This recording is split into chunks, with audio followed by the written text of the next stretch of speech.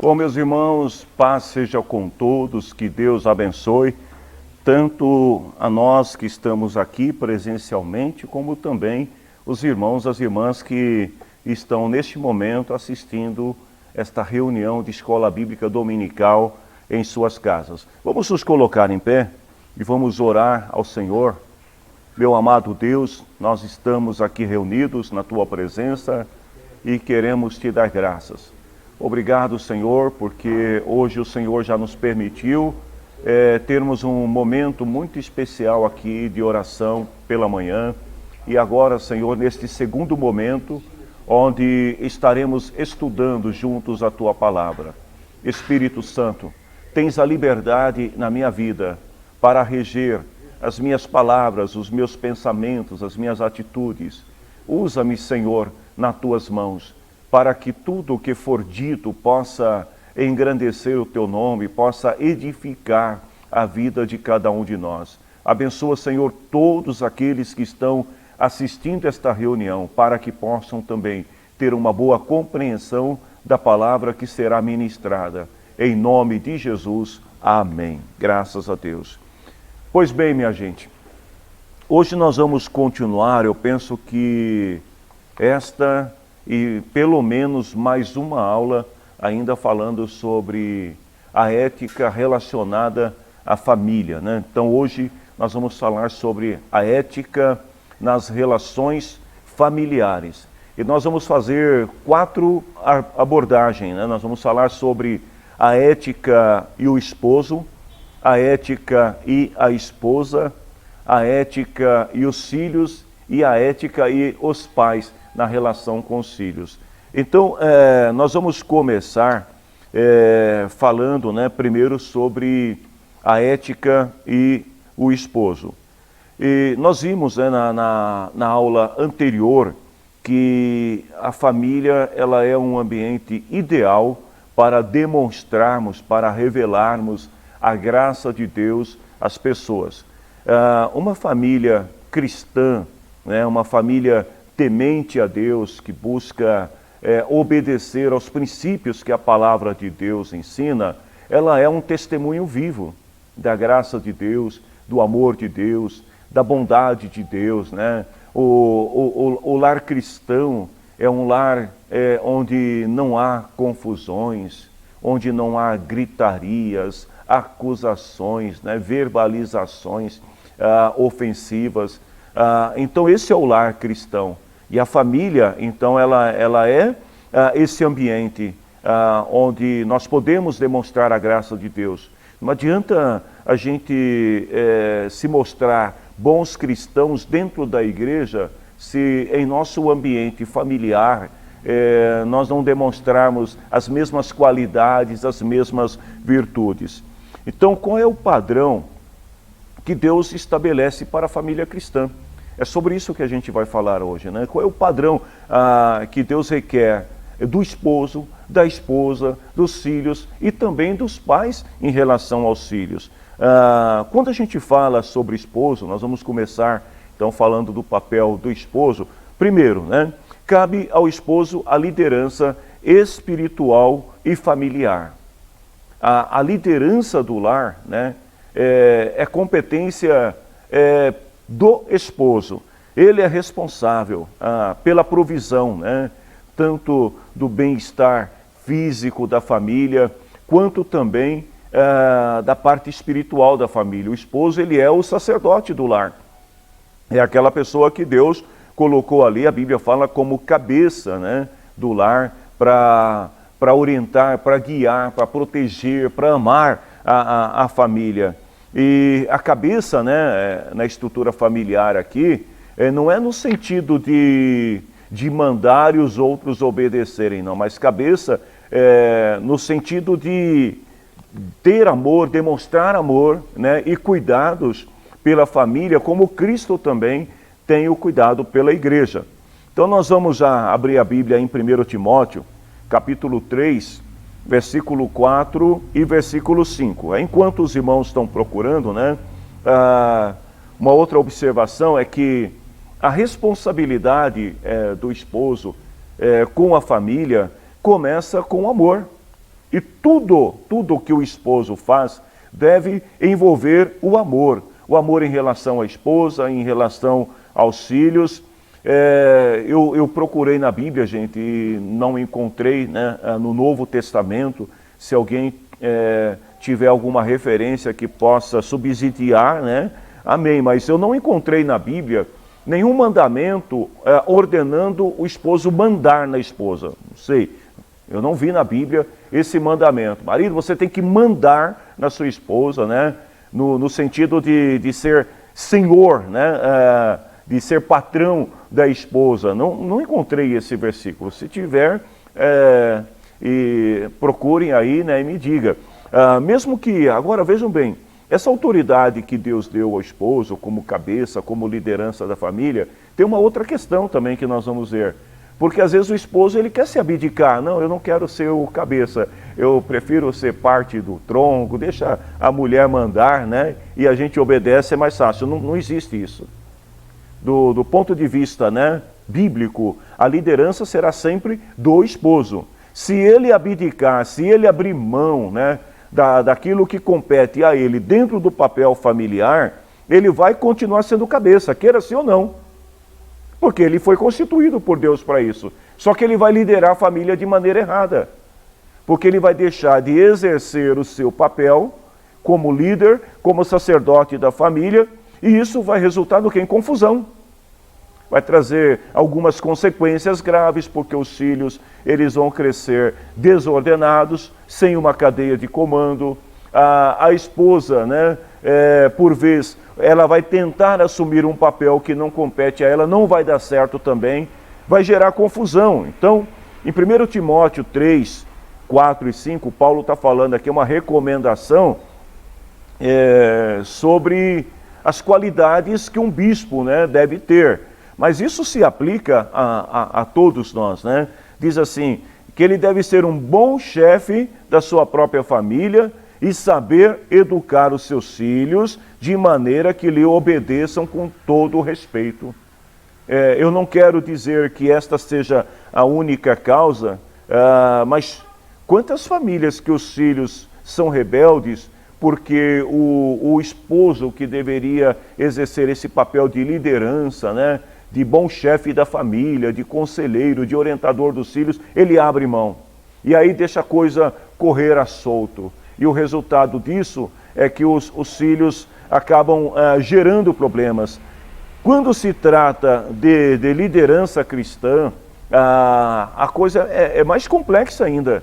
Porque Paulo fala assim, se alguém não sabe governar bem a sua casa, como que ele pode cuidar da igreja de Deus? Ora, se a pequena congregação, né, que foi colocada ali na responsabilidade do esposo, que é esposa e filhos, em alguns casos é só esposa, porque tem casais que não têm filhos, e ele não consegue administrar bem aquela pequena congregação de 2 membros, de 3 membros, de 5 membros, como que ele vai administrar a igreja de Deus? Então nós vamos ver na Bíblia, o que a Bíblia fala sobre o papel do esposo. As irmãs que estão nos assistindo, né, que estão acompanhando a aula também, né, eu te convido agora a você convidar o teu esposo, falar assim, olha, assiste agora aí, vê o que o pastor vai falar sobre o papel do esposo de acordo com a Bíblia. E você, marido, também já dá um toque para a esposa aí, acorda a mulher que está dormindo e fala para ela, olha, te prepara aí porque daqui a pouco o pastor vai falar sobre você também. E vamos falar também sobre os filhos. Primeira coisa que nós vimos na Bíblia que é importante, né, citar nessa aula, está lá em Efésios capítulo 5, é a função, o papel que o esposo tem no lar se assemelha muito à relação que Cristo tem com a igreja. Então, se nós queremos entender, né, qual é o padrão que Deus requer do esposo no lar, é só a gente olhar para a pessoa de Cristo. E como Cristo se comporta em relação à sua igreja. Ó, versículo 21, 23, 25 e 33. Eu vou até pedir a vocês, né, a compreensão. Não vai dar para a gente pedir aos irmãos para ler todos os versículos, porque esta é uma aula muito extensa e eu estou até cronometrando o tempo aqui, né, para que eu consiga passar tudo aquilo que tenho de conteúdo nessa aula para os irmãos. Então eu vou citar as referências, se vocês puderem anotar, e eu vou apenas citar alguns pontos dessas referências. Por exemplo, Efésios 5, né, versículo 21, 23, 25 e 33, nós vamos ver o seguinte. Primeiro, o esposo tem autoridade sobre a esposa, como Cristo tem autoridade sobre a igreja. Cristo é o quê? O Salvador da igreja, que é o seu corpo. Ora, Cristo exerce uma autoridade sobre a igreja, mas é uma autoridade protetora, salvadora, cuidadora.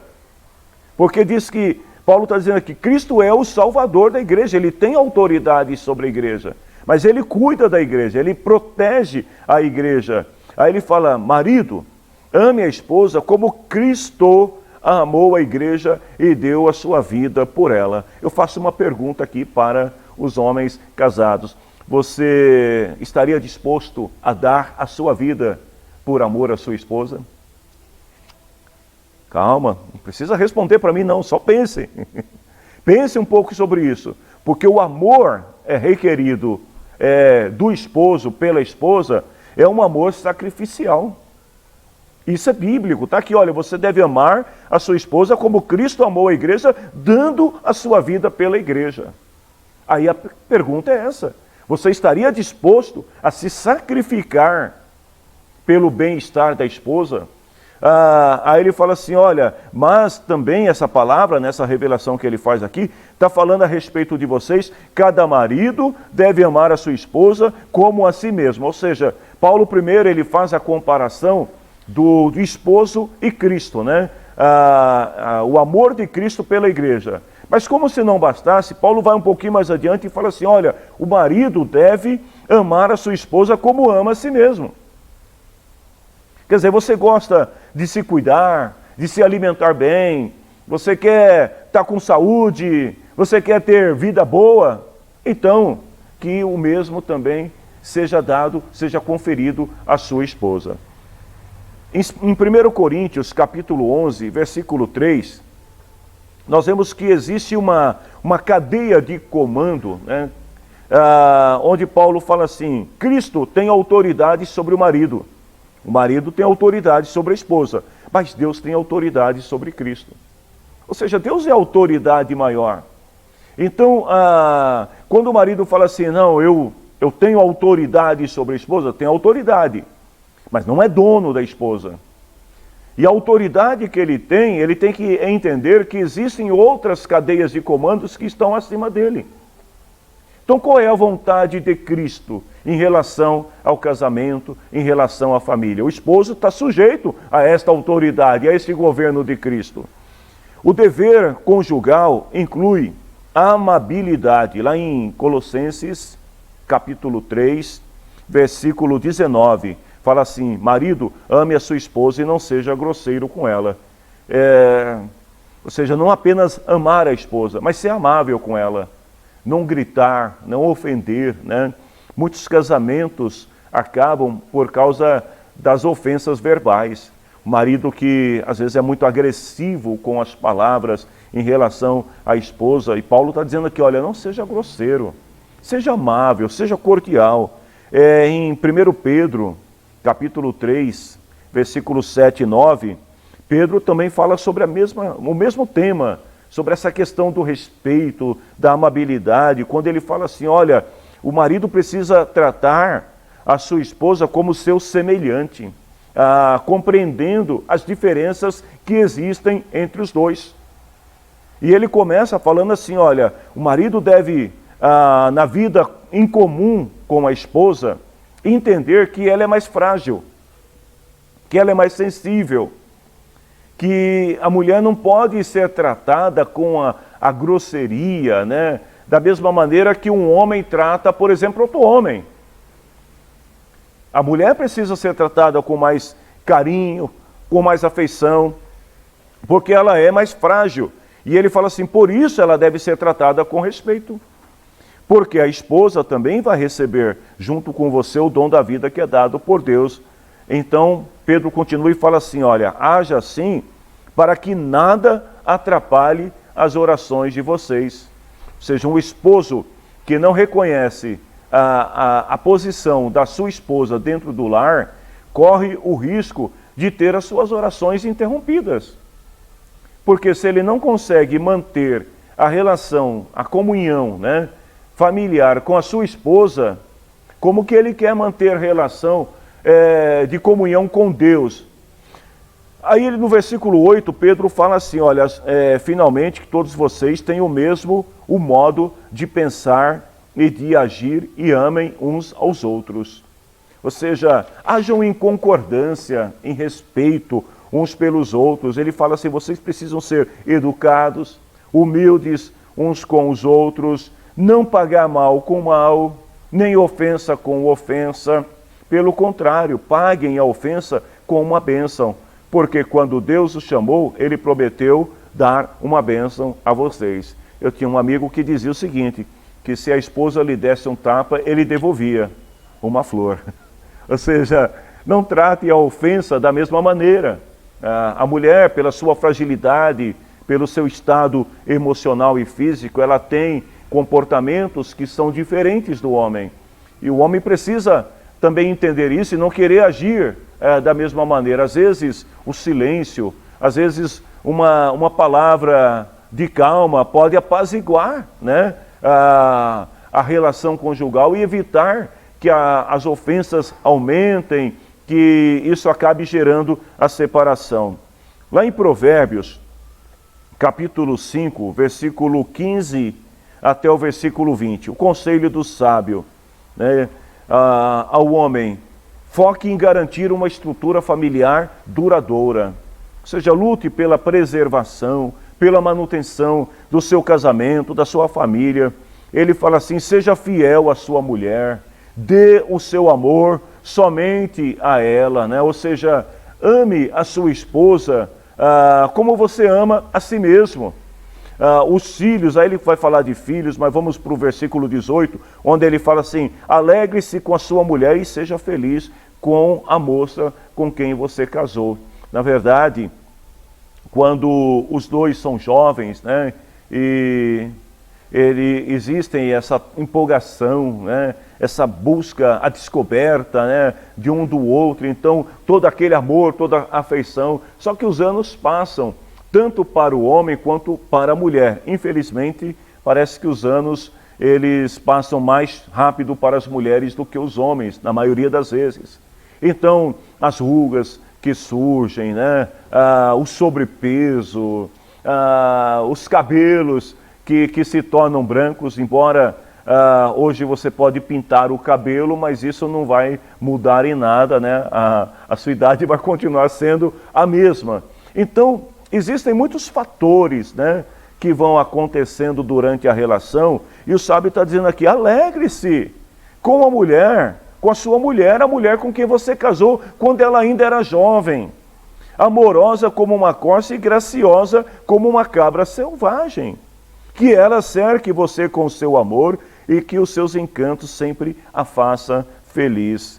Então, no versículo 20, o sábio fala assim, filho, por que dar o seu amor a uma mulher imoral ou preferir o encanto de uma mulher de outro homem?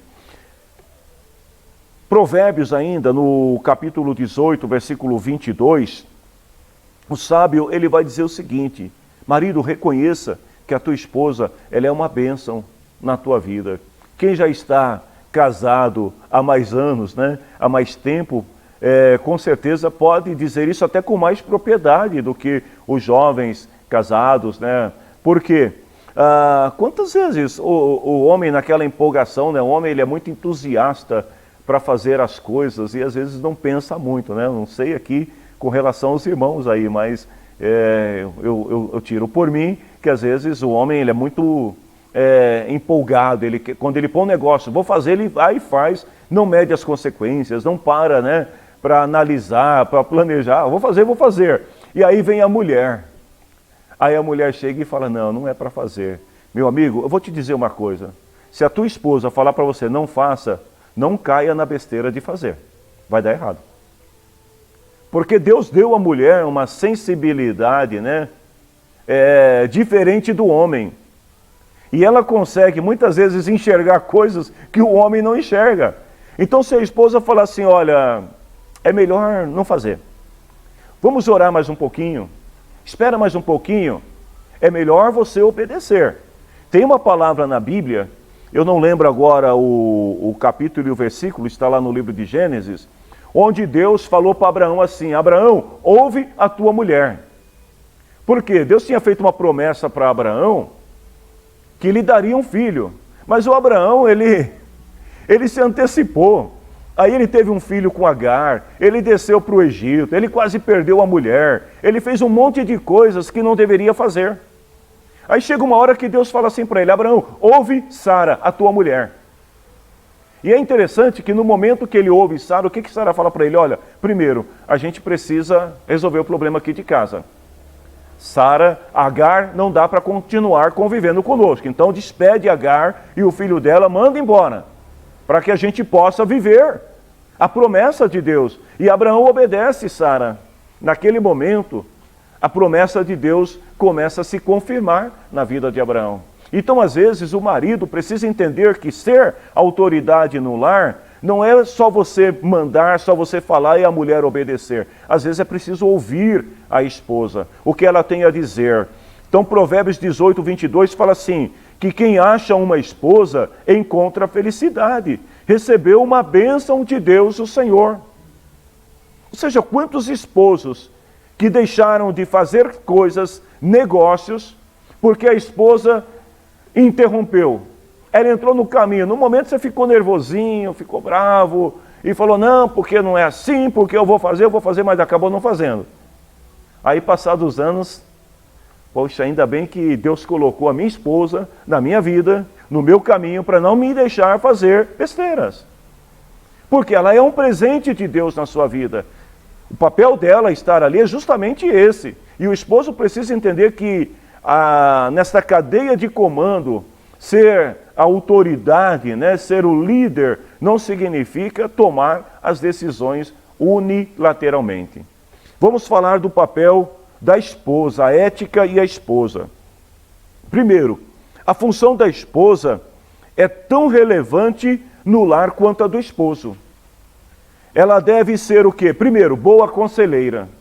A esposa, ela deve buscar em Deus sabedoria, conhecimento, inteligência, para poder ser uma boa conselheira. Para também não ser levada, né, pela empolgação, porque às vezes algumas mulheres também, elas acabam se empolgando muito e não agem com sabedoria. Então vejam bem, ajudar o esposo, a contribuir na boa educação dos filhos. Queridos, quantos líderes, grandes líderes na história da humanidade que foram educados somente pelas mães. Foram ensinados, instruídos pelas mães. Aliás, a cultura popular ensina que os filhos dão muito mais crédito à educação que a mãe transfere do que do próprio pai. É verdade ou não é? Você dificilmente vai ver alguém defendendo o pai numa briga. Mas se falar da minha mãe, aí o negócio complica. Porque os filhos têm esse respeito, porque a mãe, como conselheira, como ajudadora, como educadora no lar, ela contribui e muito para a formação do caráter dos filhos. O mandamento bíblico, né, para a esposa, o principal mandamento bíblico para a esposa, implica o quê? Em submissão ao esposo. E as mulheres, muitas mulheres não gostam desta palavra, submissão. Mas deixe-me esclarecer para você o que a Bíblia quer dizer. Submissão, por exemplo, não é subserviência, palavrinha complicada, subserviência, quer dizer, eu quis falar complicado para vocês, na verdade o que eu quero dizer não é ser serva. Submissão não é ser serva do esposo, né? Ou seja, uma servidão passiva, onde a mulher está sempre de cabecinha baixa, não é isso. Submissão é obediência humilde a uma pessoa que Deus investiu de autoridade e de amor para cuidar de você, mulher. Então, quando a mulher ela se submete ao esposo, na verdade ela está se sujeitando ao amor que o esposo tem por ela, a proteção que o esposo tem por ela, aos cuidados que o esposo tem por ela. Não é uma submissão no sentido de se tornar serva, empregada, escrava do marido. A submissão, também é importante que a mulher entenda, que a submissão não significa que ela seja imatura, que ela não seja capaz de tomar as decisões sozinha. Na verdade, submissão não quer dizer assim que a mulher, eu tenho que fazer isso, eu tenho que perguntar para o meu esposo se eu posso fazer, eu vou fazer aquilo outro, ela tem que primeiro saber se ele deixa eu fazer. Não é nesse sentido, né? Não é uma relação de empregado e patrão. Submissão da mulher no casamento não é relação de empregada e patrão. Essa submissão, mais uma vez eu repito, é uma submissão condicionada ao amor que o esposo tem por ela. Ou seja, a relação, né, entre marido e mulher, entre esposo e esposa, é uma relação diferente, né, que tem uma dinâmica diferente, que é comparada com a relação de Cristo com a igreja. Aí eu vou fazer só uma perguntinha para nós aqui. Por exemplo, quando você quer fazer alguma coisa, Cristo interrompe e pega você pelas orelhas, pelo braço, te dá uma rasteira, chuta você, joga no chão, dá um murro na cara e fala, não faz? É assim que Cristo age com você? Porque comigo não é assim que ele age, não. Quando a gente vai fazer alguma coisa que não deveria, o Espírito Santo, né, o Espírito de Cristo, ele fala conosco, olha, não faça, se fizer vai dar errado. Mas ele não põe lá um anjo, né, com a espada na mão, na frente de você, e dizer, você não vai, porque se você for, eu vou te quebrar. Então vejam bem, a relação, né, marido e mulher comparado com a relação Cristo e igreja é a mesma coisa. O marido não é dono da esposa. Ela não é propriedade do esposo, mas ela precisa entender que aquele homem, aquele ser que está ali, na figura de esposo, ele foi colocado por Deus para cuidar dela, para proteger, para amar ela. E isso significa se submeter, se sujeitar à autoridade dele, no sentido de protegê-la, de amá-la, e não de violentá-la. O que a Bíblia ensina sobre o papel da esposa?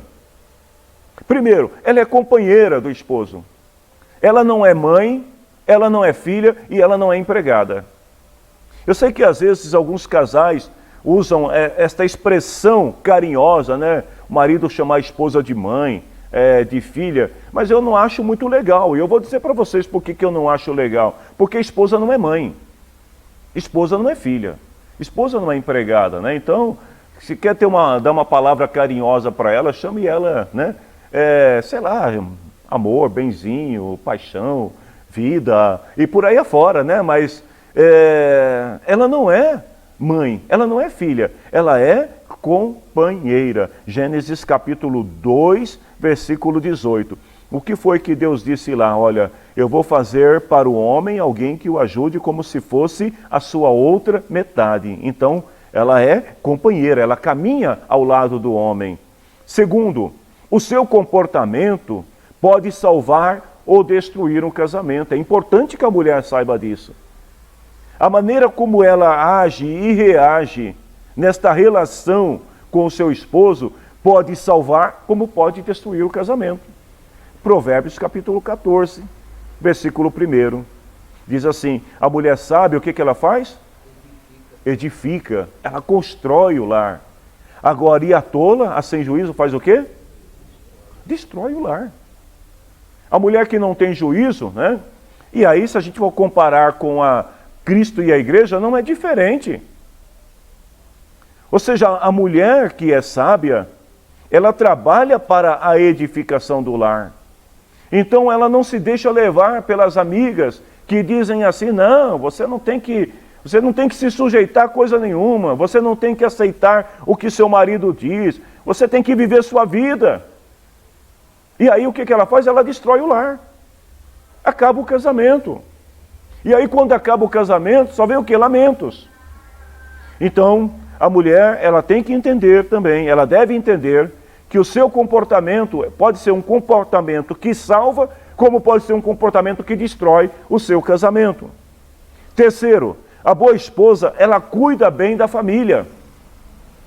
A boa esposa, a boa mãe, a boa companheira, ela tem cuidado pela família. Gente, eu não vou ler todos os versículos, mas vocês mulheres e os homens também que quiserem ler, Provérbios 31, versículo 10 até o versículo 30, fala sobre a mulher virtuosa, a mulher sábia, a mulher que ama, que cuida da sua família.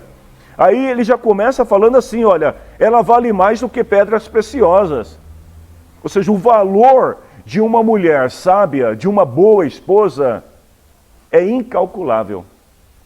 Ela é preciosa no seu casamento, na vida do esposo, na vida dos filhos. Aí fala assim, olha, o marido confia nela e nunca ficará pobre. Quem não ficará pobre? O marido. Porque essa confiança que ele tem na mulher, ele sabe que ela vai administrar bem o lar. Sabe, antigamente, eu acho que hoje, não sei, eu não conheço mais alguém que ainda faça isso, mas antigamente, os homens trabalhavam, eles eram provedor do lar, e o que eles faziam? Eles pegavam todo o salário, chegavam e entregavam para a mulher, assim não era. O marido chegava e entregava para a mulher, cuida da casa. Ele não se preocupava com a marmita, porque a mulher preparava a melhor marmita. Ele não se preocupava com roupa, porque a mulher comprava as melhores roupas e por preço bom e barato, né?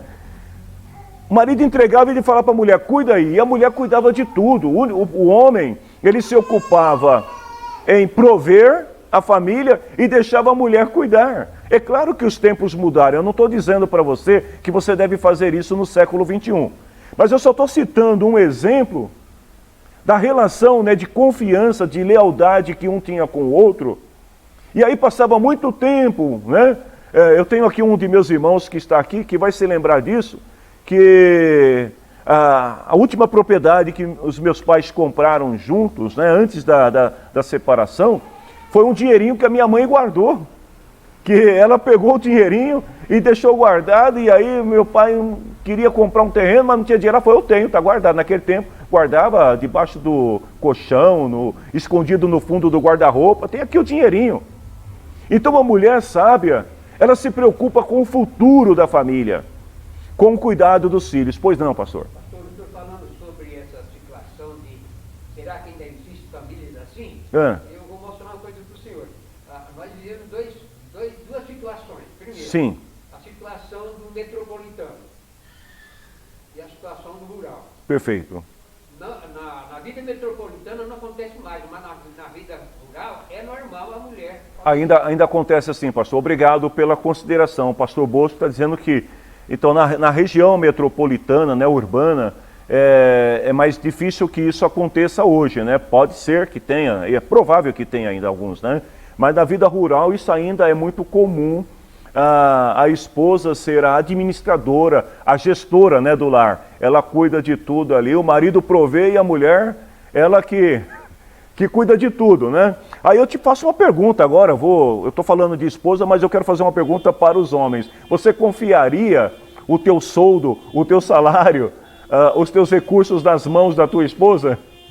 É uma pergunta. E você, mulher?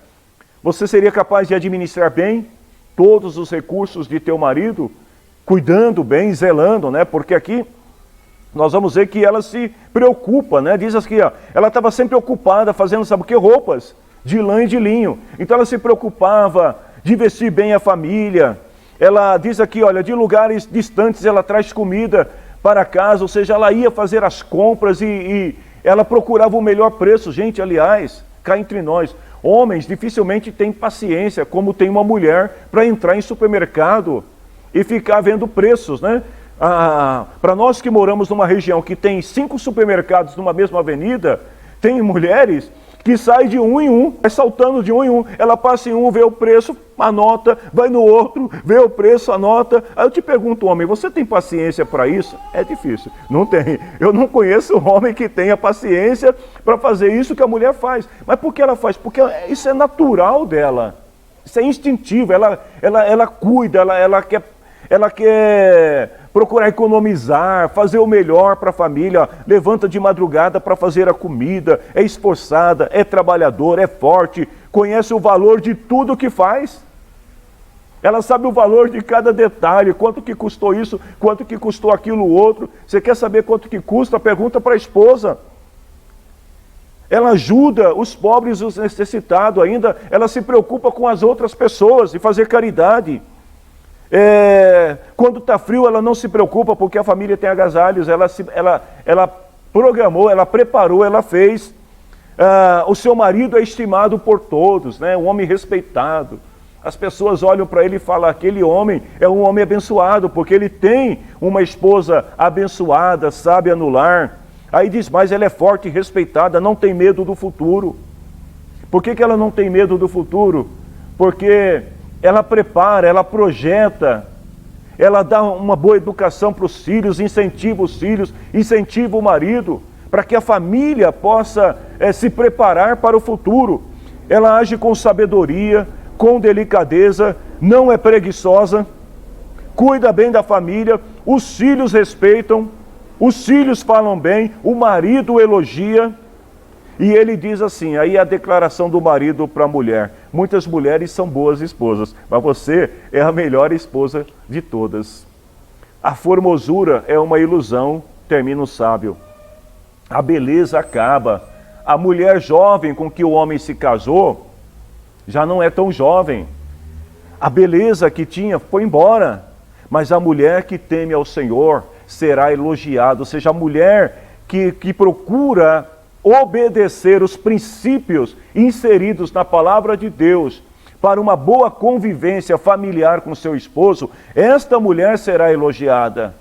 Porque ela sabe que o tempo passa, a beleza vai, a formosura vai, mas os princípios, né, que ela estabeleceu para reger a sua família, o seu casamento ao lado do seu esposo, vai torná-la uma joia preciosa. Em quarto, ela complementa o esposo como Cristo completa a igreja. Efésios 5, 21 a 24. Paulo fala que Cristo é o cabeça da igreja, a igreja é o corpo. Você já imaginou uma cabeça sem corpo ou um corpo sem cabeça?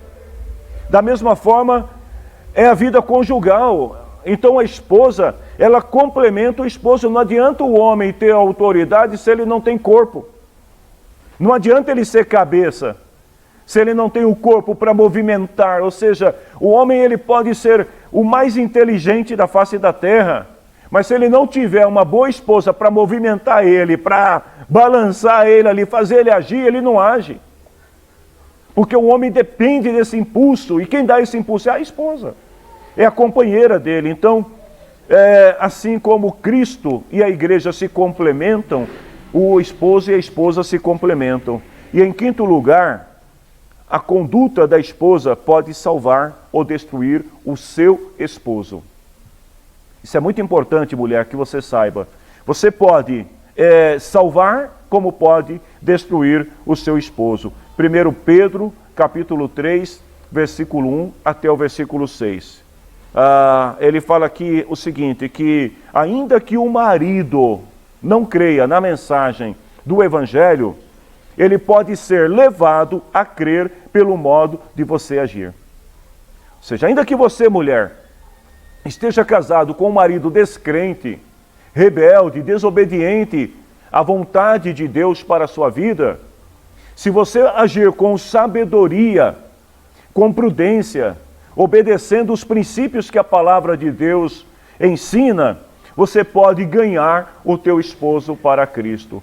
Quantos maridos que foram salvos, que vieram para o Evangelho por causa da esposa? Gente, eu conheço muitos, né? Talvez aqui entre nós tenha alguém, né? Que foi salvo por causa da esposa. A esposa foi, ela demonstrou amor, carinho, né? Honestidade, respeito, e por causa disso ela atraiu o seu esposo. Pedro diz aqui, ele pode ser levado a crer por causa do modo de agir. A esposa, ela tem o poder nas suas mãos, na sua vida, para poder salvar ou destruir o esposo. E aí ele vai continuar falando e vai falar mais uma vez aqui sobre a questão da beleza.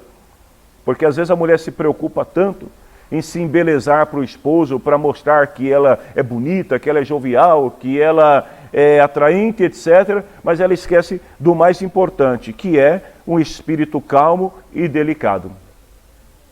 Porque às vezes não é a beleza que interessa, é o respeito, é o amor, é o carinho, é a devoção que a esposa tem em relação ao esposo. Pois bem, minha gente, eu já até passei um pouquinho do tempo que eu tinha cronometrado aqui para falar cada tópico, mas a gente ainda tem 2 tópicos importantes para falar. Nós vamos falar agora sobre a ética e os filhos, né?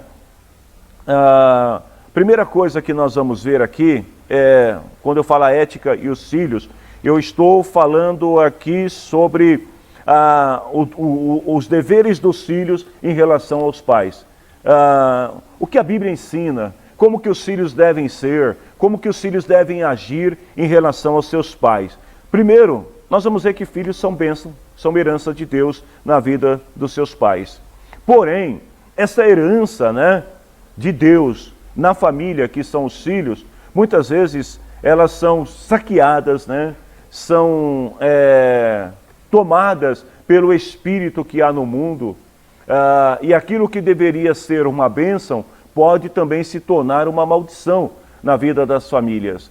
Porém, se pais e filhos compreenderem e praticarem os princípios que a palavra de Deus ensina, o seu filho nunca será maldição, o teu pai nunca será maldição, todos serão uma bênção.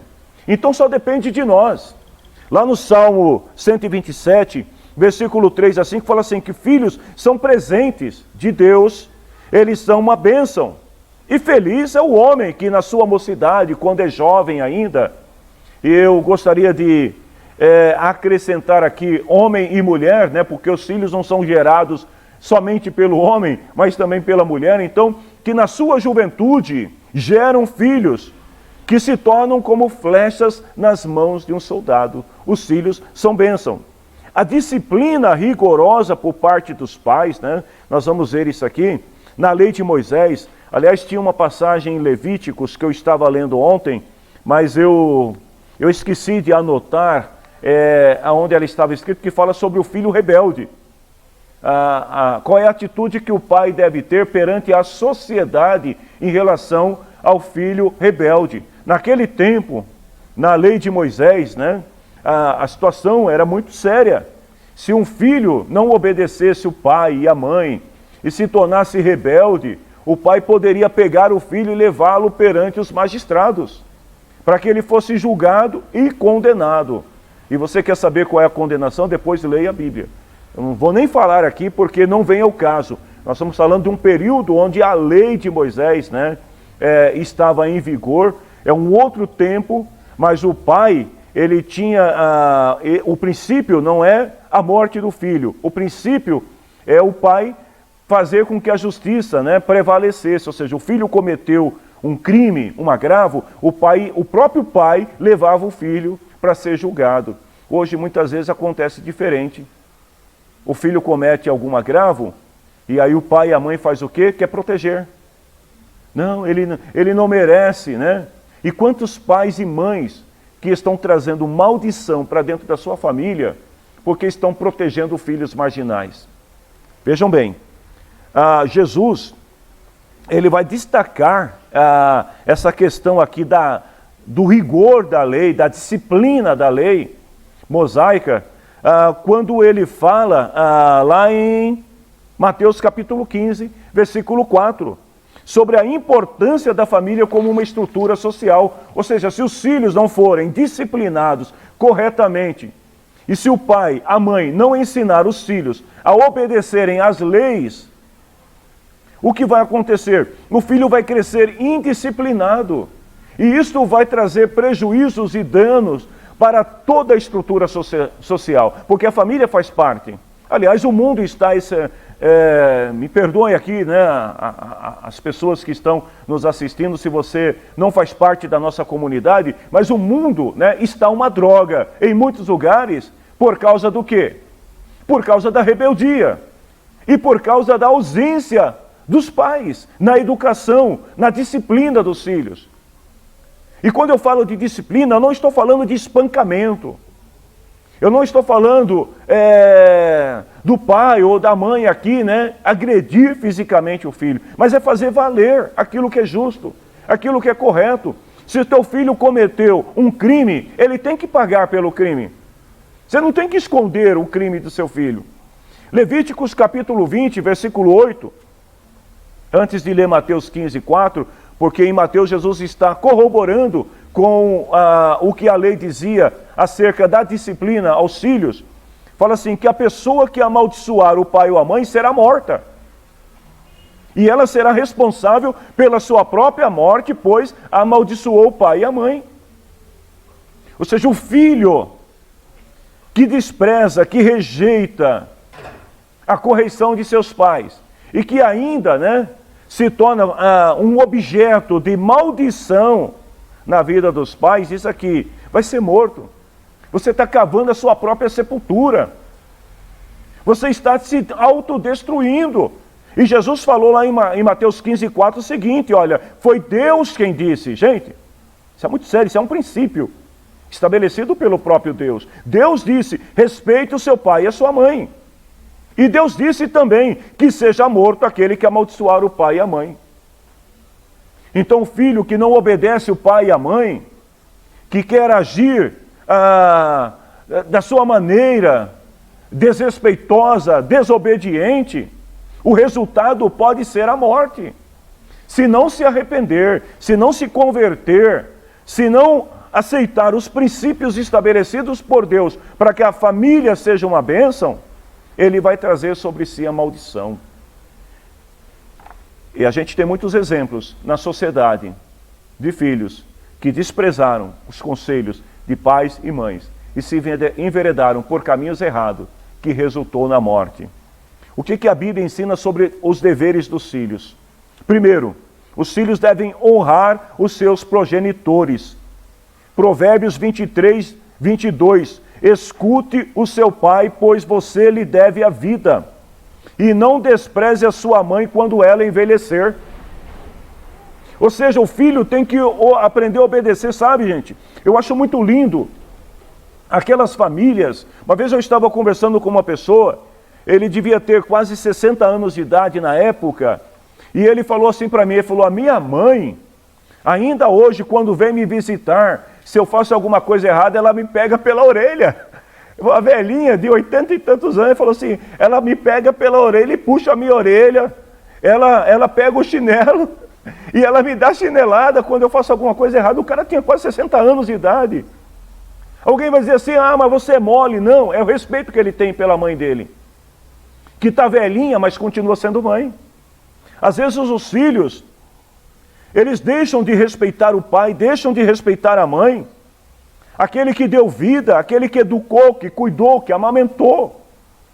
E a Bíblia diz aqui, olha, não despreze a mãe, escute o pai e não despreze a mãe. Uma boa qualidade de vida pode ser fruto da obediência aos pais, ou seja, o sujeito quer ter uma vida tranquila, segura, boa, abençoada. Efésios capítulo 6, versículo 1 até o 3. Filhos, o dever cristão de vocês é obedecer ao seu pai e à sua mãe. É dever. Você não obedece porque você acha que deve ou porque alguém falou, não, você tem que obedecer porque é dever, é princípio. O filho obedecer o pai e a mãe, pois isso é certo. Eu estou, hoje, querido, não vou falar a minha idade aqui, mas já passei da casa dos 50. Pois eu aprendi esse princípio.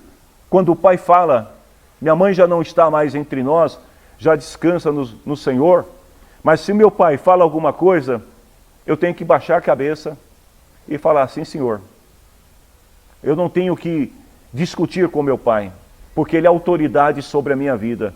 E se eu não entender isso, como é que meus filhos vão entender o princípio de autoridade? Então, olha, é dever cristão obedecer ao seu pai e à sua mãe, pois isso é certo. Como dizem as Escrituras, respeite o seu pai e a sua mãe, esse é o primeiro mandamento que tem uma promessa. Qual é a promessa? Faça isso, obedeça, a fim de que tudo corra bem para você e você viva muito tempo na terra. Os teus dias serão prolongados, você vai ter uma qualidade de vida melhor, porque você está debaixo da cobertura espiritual, moral. Você está debaixo da bênção do seu pai. Mas o meu pai e a minha mãe, eles não são tementes a Deus, não importa, eles são teus pais. Desde que aquilo que eles estão dizendo para você seja para o teu bem, obedeça. Seja leal aos seus pais. Terceiro, Deus agrada de filhos obedientes. Sabia disso? Deus tem prazer quando os filhos são obedientes. Colossenses capítulo 3, versículo 20. Filhos, o dever de vocês é obedecer o pai e a mãe, porque Deus gosta disso. Deus tem prazer. Vocês que são mais jovens, crianças, nós temos aqui também crianças, né? Pré-adolescentes nesta reunião, temos também adolescentes na reunião. Entenda isso, Deus tem prazer quando vocês respeitam e honram seus pais. Quando às vezes, né, o pai e a mãe falam um pouquinho mais áspero, não fique discutindo, não fique batendo boca. Se você acha que você está certo, espere o momento certo. O momento em que a mamãe, que o papai estiver mais tranquilo, que você puder chegar e falar, mãe, podemos conversar? E aí converse. Mas não queira retrucar, não bata a porta do quarto, não chute a cadeira, o cachorro, o gato, quando o pai e a mãe falar com você. Uma boa qualidade de vida, né? Aliás, Deus se agrada de filhos obedientes, e um dos deveres morais determinado por Deus a Israel era o respeito que os filhos deveriam tributar aos pais. Ou seja, Moisés ele está construindo uma nação a partir da chamada que Deus fez a ele, de que ele seria responsável por organizar a nação de Israel, criar as leis que deveriam reger aquela nação, os princípios que iriam reger essa nação, e Deus não deixou de lado também a relação de filhos.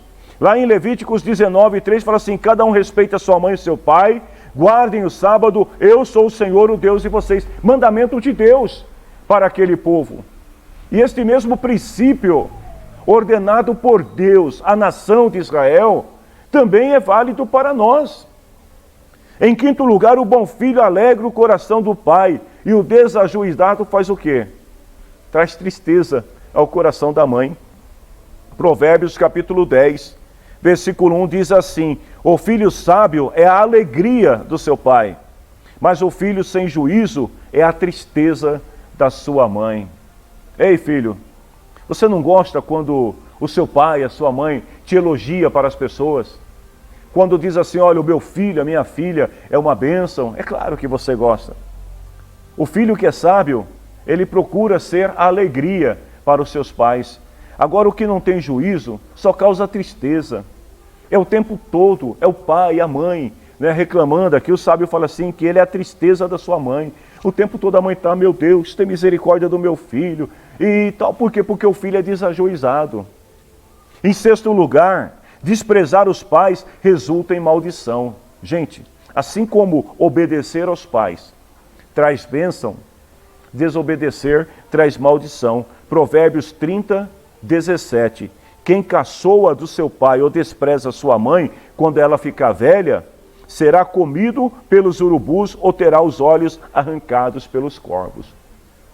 Duro, né, essa palavra? Mas é Bíblia.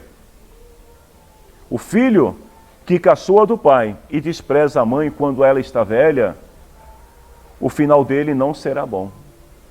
Então, um conselho que eu deixo aqui, para todos os filhos que estiverem nos assistindo neste momento. Filhos, obedeçam, para que vocês estejam debaixo da bênção e não da maldição. Pois não? Isso vale também para o homem, né? Calma, eu vou chegar lá. Desprezar o pai também não pode não. Assim, não? Ok, pastor, entendi. Eu pensei que você queria falar do dever do pai. Sim, quem despreza, quem caçoa, né? Caçoar o que é? Também é desprezar, né? Ignorar, né? Ah, meu pai é um velho gagá, meu pai não sabe o que fala. Ah, meu pai, deixa para lá esse velho. Então, aquele que despreza, né, o pai e a mãe, tá aqui, olha, quando ficam velhos, né? Quando já não, os pais já não têm aquela mesma vitalidade que antes, né? Quando a mãe é jovem, que ela vai disciplinar o menino corre, ela corre atrás. Mas quando ela já está velhinha, cansada, que ela vai disciplinar o filho, o que ela faz? Filho, vem cá, senta aqui. E o bom filho, né? Eu tenho um irmão que está aqui na reunião, posso citá-lo? Porque ele era um bom filho, né? Um bom filho até demais. Porque às vezes ele fazia algumas artes, né? O meu irmão, o presbítero Donizete, fazia algumas artes. Naquele tempo era muito comum os filhos tomar aquela surrinha de varinha, né? Gente, eu lembro da cena até hoje. Ele aprontava e minha mãe falava assim, vai todo mundo apanhar, né? Eu nunca apanhava porque eu era sempre o bonzinho, eu ficava de fora, né? Era o xodózinho da mamãe, né? Mas a mãe falava assim, os que aprontavam mais eram os que apanhavam. Vem apanhar. Aí ela chegava para ele e falava assim, vai buscar a vara. Ele ia lá no mato. Ele ia lá, cortava a varinha, limpava a varinha e trazia, mãe, tá aqui a varinha. Ai, sabe o que é isso? Era o respeito que ele tinha pela mãe. Aí, tadinha, ela não tinha tanta força assim, né? Ela dava umas varadinhas ali que às vezes fazia cócega, né? Dá umas varadinhas aqui, isso é para você aprender, né? Eu acho que às vezes, né, hoje eu lembrando dessas cenas, eu acho que ela batia com pouca força porque ela mesmo falava, meu Deus, como que eu vou... Ela dava umas varadinhas, ó, isso aqui é para você não fazer mais isso, tá bom? Tá bom, mãe, não vou fazer mais. O filho, né, que respeita o pai e a mãe, que tem amor pelo pai e pela mãe, ele entende que a correção do pai e da mãe é para o bem, ainda que às vezes possa ser um pouquinho dolorosa. Mas filho, filha, você quer ser um homem, uma mulher abençoado, honrado por Deus? Obedeça o papai e a mamãe.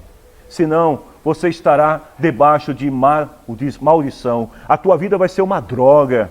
A tua vida vai ser uma desgraça. A tua vida vai de mal a pior. Você não terá paz.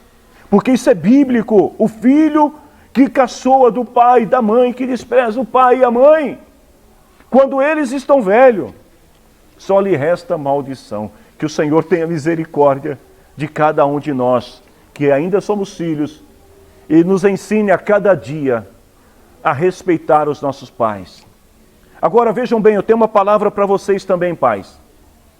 Porque a ética cristã, ela ensina o esposo como deve tratar a esposa como deve tratar o esposo, os filhos como devem tratar seus pais, mas também ensina como os pais devem tratar seus filhos.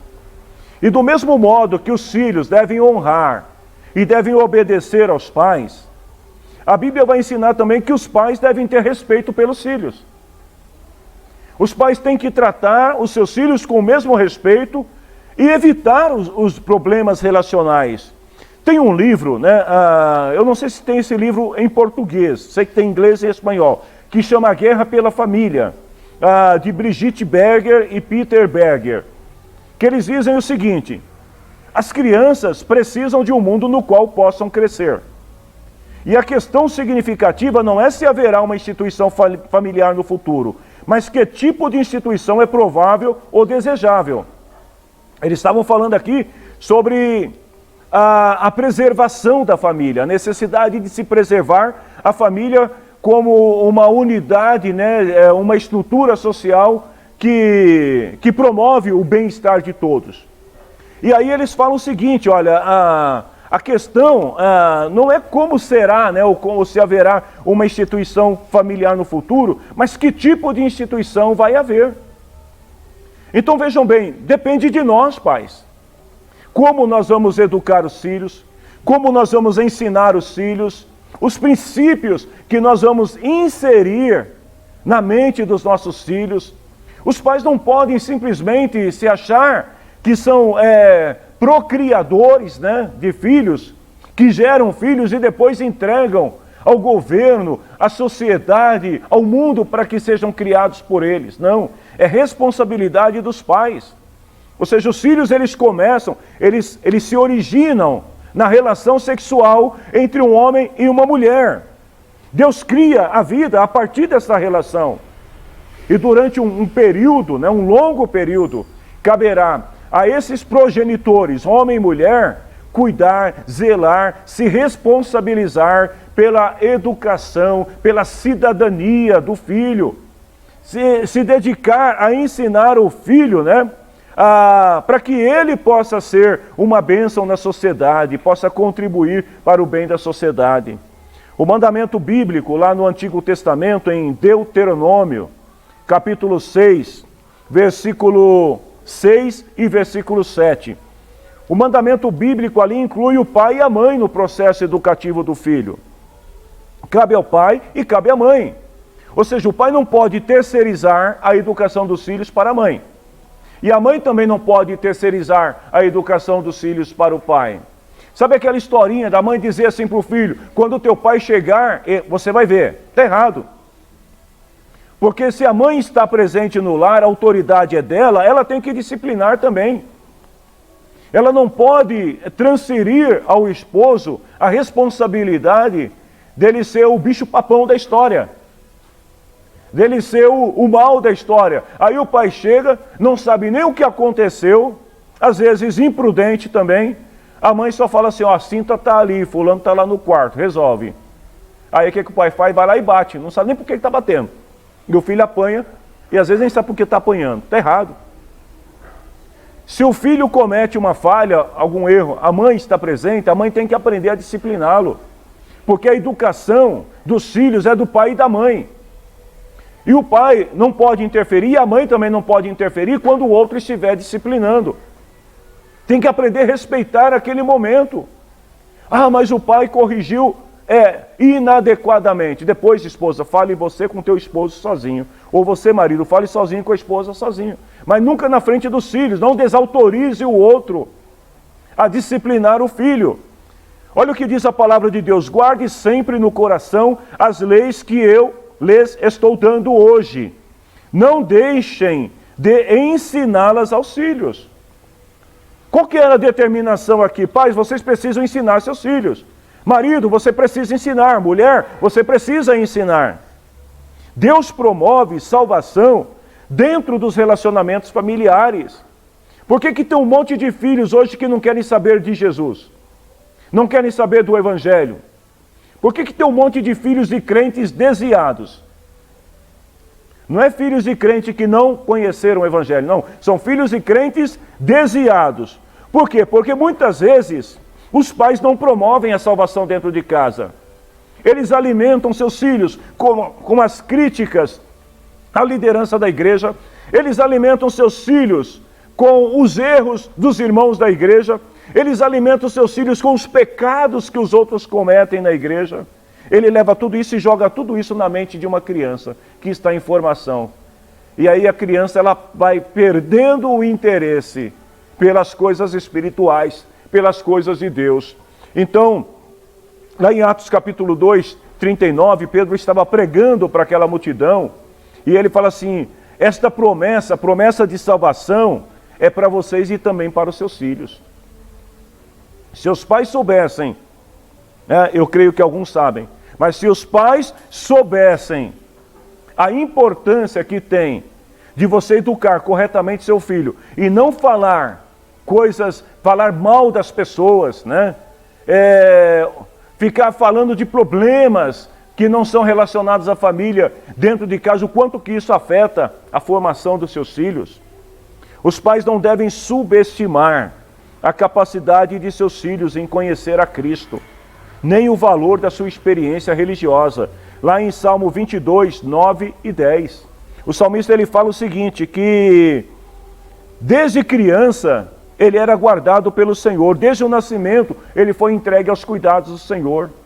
Tem muitos pais que dizem assim: não, meu filho é pequeno demais para ir ao culto. Ou meu filho é pequeno demais para ir à escola bíblica. Ou meu filho é pequeno demais para se envolver com a comunidade cristã. O meu filho é muito pequeno para ficar ouvindo pregações. O meu filho é pequeno demais para orar. O meu filho é pequeno demais para ler a Bíblia. Sabe o que vai acontecer? Teu filho vai crescer e não vai saber dar valor à comunhão cristã, não vai saber dar valor à Bíblia, não vai saber dar valor à palavra de Deus, porque não foi ensinado. Então os pais não podem subestimar as crianças, achando que as crianças não aprendem. Mas é tão pequenininho. Nós temos aqui hoje uma criança de 10 meses participando da aula dominical. Você fala assim: ela não sabe nada. Engano teu. Porque tudo aquilo que ela está ouvindo está chegando à mente dela, na HD zeradinho, né? Zero bala. E tudo isso está ficando aqui armazenado. Ela não entende hoje, ela não tem consciência para compreender tudo aquilo que está sendo dito hoje. Mas as palavras estão sendo aprendidas. Eu lembro que uma das primeiras palavras que o meu filho mais velho aprendeu foi aleluia. E por aí dá para vocês terem uma ideia que a gente era de uma igreja pentecostal, né? Mas eu lembro uma vez que nós estávamos num culto na igreja matriz e um irmão estava pregando e o meu menino ele ficava assim, levantava a mãozinha e falava assim, aleluia, aleluia. Pois você acredita que o pastor repreendeu a minha esposa e pediu para ela sair com a criança porque disse que a criança estava atrapalhando o culto? Aquilo marcou bastante a gente. Eu falei, como que pode uma coisa dessa? Irmãos, deixa as crianças glorificarem a Deus. Ah, mas ele não sabe. Ele vai aprender. O salmista diz aqui, olha, desde quando eu nasci, quando ainda era criancinha, desde o meu nascimento, eu fui entregue aos seus cuidados. Ou seja, desde quando ele nasceu e foi consagrado ao Senhor, ele aprendeu o caminho. E aí é tão lindo quando a gente ouve as crianças, na idade da inocência, da pureza, cantando, né? Aleluia, né? Glória a Deus, né? Aí alguém fala assim, que bonitinho, é lindo. Deus se agrada disso, meus irmãos. O prazer de Deus em ver essas crianças adorando, né, ao Senhor, aprendendo. Porque quando ele crescer, tiver com 10, 12, 15 anos, ele vai continuar dando aleluia. Agora, deixa o teu filho em casa, manda o teu filho para as reuniões familiares, onde impropérios são ditos, palavras de maldição são ditas. Sabe o que vai acontecer? Quando o teu filho começar a aprender a falar, ele vai começar a atrair sobre si palavras de maldição, porque é o que ele aprendeu. Ensinar a Bíblia para a criança contribui para o seu desenvolvimento espiritual. Eu gostaria de pedir, neste momento, a um dos obreiros que levantasse a oferta entre os irmãos, enquanto eu vou falando. E você que está em casa assistindo, se você também desejar contribuir em favor da obra de Deus, né, eu te convido a ser generoso também. O Ale vai colocar aí os dados da conta da igreja na tela para que você possa acompanhar, possa anotar. E se você desejar no coração, você não é obrigado, mas se você desejar também contribuir, faça isso. Deus ama quem dá com alegria. Se alguém puder ajudar o Ale ali a colocar, obrigado, Ale, Deus abençoe, né? Tá aí os dados da conta da igreja para que você possa contribuir em favor da obra do Senhor. Vamos continuar. Ensinar a criança, a Bíblia para a criança, contribui para o desenvolvimento espiritual da criança. Segundo Timóteo, capítulo 3, versículo 15, Paulo fala assim para o jovem pastor Timóteo: desde menino você conhece as Escrituras Sagradas. Timóteo ainda era jovem e já era pastor de uma igreja na cidade de Éfeso.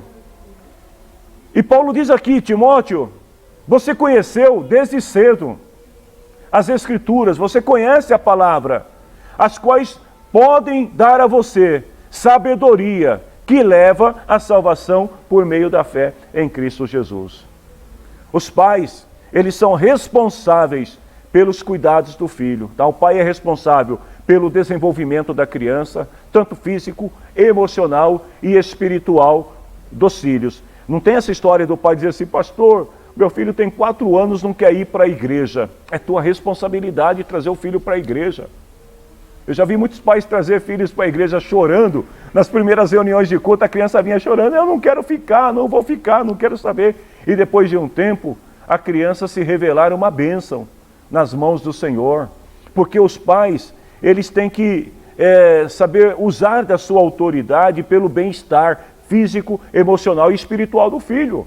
A criança não sabe o que ela quer. Se você perguntar para uma criança o que ela prefere, uma criança de 4 anos, ficar assistindo televisão, ou ficar no YouTube, ficar na internet, ou ir para a igreja, a criança vai preferir o joguinho, a televisão. Mas se você trouxer a criança e começar a ensinar a ela a importância do relacionamento, da comunhão, a importância de aprender a palavra de Deus, você pode ter certeza que quando o teu filho, a tua filha crescer, eles serão como Timóteo.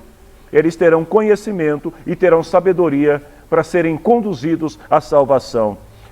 Em 2 Coríntios, capítulo 12, versículo 14, Paulo deixa bem claro que os pais eles devem se preocupar em deixar um legado, uma herança para os seus filhos. E que herança melhor você pode deixar para o seu filho do que uma boa educação? Tanto uma educação secular quanto uma educação cristã. Em quinto lugar, o seu filho, ele será fruto do que você ensinar a ele na infância. Os filhos são reflexo dos pais. Pais, me perdoe se você não concorda com esta declaração, mas o teu filho, a tua filha, eles são o teu reflexo daquilo que eles aprenderam na infância. Porque às vezes, talvez por falta de conhecimento, por falta até mesmo de instrução bíblica, muitos pais nem conheciam o Evangelho, não souberam educar corretamente seus filhos. Então deixaram os filhos, a revelia. Criança com 7, 8 anos de idade, já bebendo, tomando cervejas, bebidas alcoólicas. Não tem problema, é só uma criança, isso não vai fazer mal, olha que bonitinho, Deixava a criança cometer coisas ilícitas ou coisas permitidas somente a adultos. Não, é criança, mas ele precisa aprender.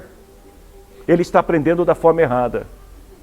Porque quando ele crescer, vai ser um problema. Então, quantos filhos que se tornaram alcoólatras, porque os pais não souberam disciplinar na infância? Quantos filhos que se tornaram marginais, porque os pais não souberam disciplinar na infância? Chegou da escola com um lápis que não era dele. Filho, onde você arrumou isso aqui? Não, eu achei no caminho. Pode ficar. Aí passou mais um tempo, o filho chega com um celular em casa. Filho, onde você arrumou esse celular? Não, achei na rua ali. E os pais vão deixando. Até o dia que a polícia bate na porta.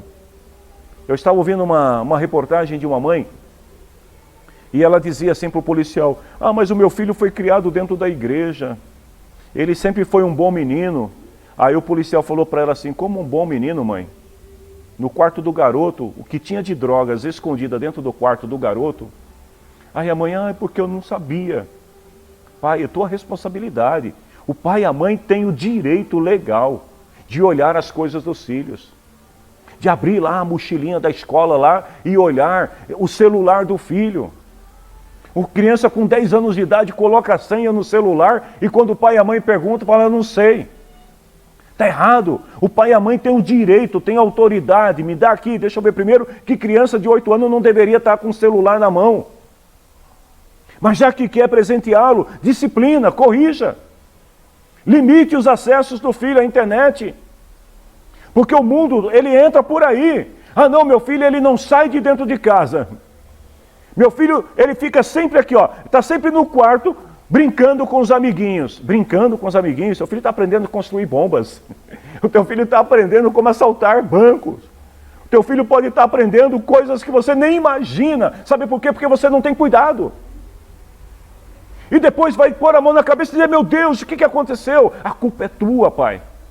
A culpa é tua, mãe, que não disciplinou corretamente. Vejam bem, eduque a criança.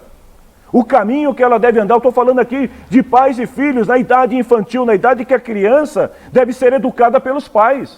Porque depois que chegar numa certa idade, desculpa aqui, você perdeu o controle. Depois que teu filho tiver com 14, 15, 16 anos, você não vai conseguir corrigir, não vai domar mais o leão. Aí já é tarde. Não, vou deixar ele crescer um pouquinho mais, aí eu vou ensinar para ele quem manda. Vai! Quando ele tiver com 14 anos, ele vai mostrar para você que ele não obedece. Tem que começar no berço. A Bíblia diz: ensina a criança. É lá no berço. Por que não começar no ventre da mãe? Começa desde a origem da vida ali, ensinar a criança. Porque quando ela chegar nesta idade, que ela já terá domínio sobre si, ela vai se lembrar das tuas palavras. Diz aqui, olha: até o fim da vida não se desviará. Todos estão propensos até uma queda, um erro, mas não vai permanecer no erro, porque aprendeu a palavra correta. Colossenses capítulo 3, 21, diz assim: não seja grosseiro ao educar o seu filho, Pai, não irrite o seu filho, para que ele não fique desanimado. Quando é criança, é muito fácil de você ensinar. Mas quando chega na pré-adolescência, adolescência, a geração irritadiça, né? Alguns chamam de aborrecentes, porque eles chegam numa idade e os pais precisam entender que eles estão num processo de desenvolvimento natural, que muitas vezes eles são irritadinhos, não é porque eles querem, não. Faz parte do processo de desenvolvimento físico, emocional e até espiritual. Pais, não irritem. E por último, Efésios capítulo 6, versículo 4. Disciplinar é diferente de violentar os direitos dos filhos. Os pais também precisam entender isso. Não tratem as crianças, os seus filhos, de um jeito que faça com que eles fiquem irritados. Ou seja, violentar o direito do seu filho. Pelo contrário, vocês devem criá-los com disciplina e ensinamento cristão. O que é direito do filho? Está acessando o celular lá e bloquear sempre o papai e a mamãe ver, isso não é direito. Está errado. O direito do filho, nós acabamos de estudar agora há pouco, aprender a obedecer, honrar o papai e a mamãe, a fazer as coisas certas, a ser um bom aluno, né? Ser um bom companheiro para os pais, isso é dever dos filhos. Agora, aquilo que é errado não é Deus. Você não vai estar violentando os direitos do seu filho quando você disciplinar o seu filho por um ato errado que ele tenha cometido. Amém? Minha gente, eu tenho que parar por aqui. Eu acho que hoje a aula até passou um pouquinho mais do horário. Irmão Ali, eu vejo aqui que tem uma mensagem aqui de uma irmã que ela estava copiando o CNPJ da igreja quando você tirou. Então, por favor, deixe na tela por mais tempo, por gentileza, para que a irmã possa copiar, talvez não só ela, mas até outros também. Queridos, que o Senhor Deus possa abençoar a vida de todos vocês e que nós possamos aprender. A palavra de Deus, ela muitas vezes ela parece dura, né? A disciplina, ela parece dura. Mas na verdade, se nós obedecermos esses princípios aqui e fizermos tudo certinho, porque nós estamos falando, a ética, ela fala de princípios, né? Que nós devemos obedecer. Esse é o padrão que Deus quer para a família. Com certeza, os nossos lares, nossas famílias serão uma bênção. Amém? Que o Senhor abençoe a todos. Alguém tem alguma observação, alguma pergunta que queira fazer? Fiquem à vontade. Se não tem, eu penso que nós podemos terminar a aula neste momento, nos colocando em pé. Você que está em casa também, se puder, ore conosco neste momento. Nós queremos louvar e agradecer a Deus por estar aqui, queridos, e por Deus permitir a cada um de nós aprender a sua palavra. Lembre-se disso, vida cristã é regida por princípios, não é por modismo, não é por costumes, é por princípios, e que nós possamos aprender estes princípios para que a nossa vida seja sempre abençoada pelo Senhor. Em nome de Jesus Cristo, obrigado, Deus, por mais este dia que o Senhor propiciou a cada um de nós. A oportunidade de nós estudarmos a Tua Palavra, de aprender, Senhor, com a Tua Palavra. Que o Senhor ajude-nos, cada um de nós, pais e filhos, esposos e esposas, meu Deus, a aplicar estes princípios às suas vidas, para que as famílias sejam abençoadas, meu Deus, para que o poder do inimigo que age neste mundo, tentando desestabilizar, destruir as bases, as estruturas familiares, não tenha poder, meu Deus, sobre aqueles que amam a Tua Palavra e que obedecem a Tua Palavra. Que o Senhor faça de cada lar, de cada família, de cada relacionamento familiar, uma bênção. É o que nós desejamos, em o nome de Jesus Cristo. Amém. Deus abençoe todos vocês e às 18h30 temos a nossa reunião com a família. Fiquem com Deus. Bom dia.